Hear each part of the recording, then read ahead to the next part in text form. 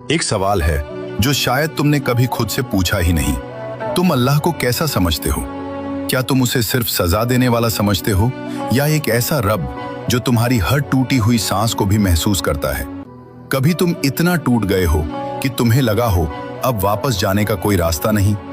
गुनाह इतने बढ़ गए कि दिल ने कह दिया अब अल्लाह मुझे माफ नहीं करेगा।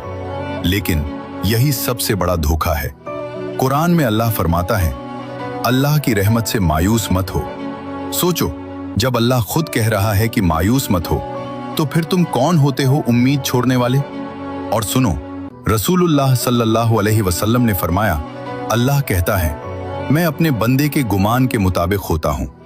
मतलब तुम अल्लाह को जैसा समझते हो अल्लाह तुम्हारे साथ वैसा ही मामला करता है। अगर तुम सोचते हो कि अल्लाह तुम्हें रिजेक्ट कर चुका है तो तुम खुद अपने लिए रहमत के दरवाजे बंद कर देते हो।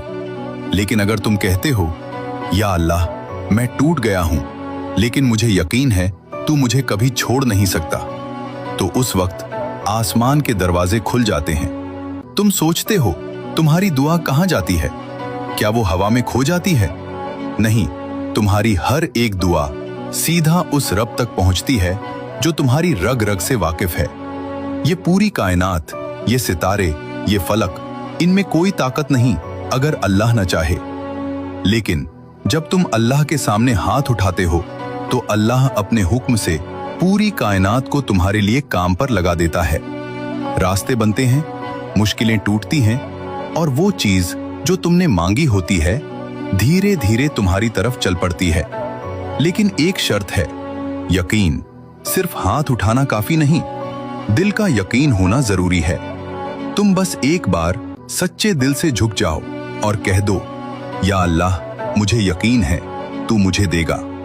फिर देखना कैसे अल्लाह जमीन और आसमान के दरमियान सब कुछ हिला देता है सिर्फ तुम्हारी एक दुआ के लिए। याद रखना, अल्लाह दूर नहीं है, तुम दूर हो गए हो। बस एक कदम तुम बढ़ाओ, वो तुम्हारी तरफ दौड़ कर आएगा। तो आज रात जब सब सो जाएं, एक बार अकेले बैठना और सिर्फ इतना कहना या अल्लाह मैं वापस आ गया हूं। और फिर जो तुम महसूस करोगे वो लफ्जों में बयान नहीं हो सकता, क्योंकि तुम अल्लाह को जैसा समझते हो अल्लाह तुम्हारे साथ वैसा ही होता है।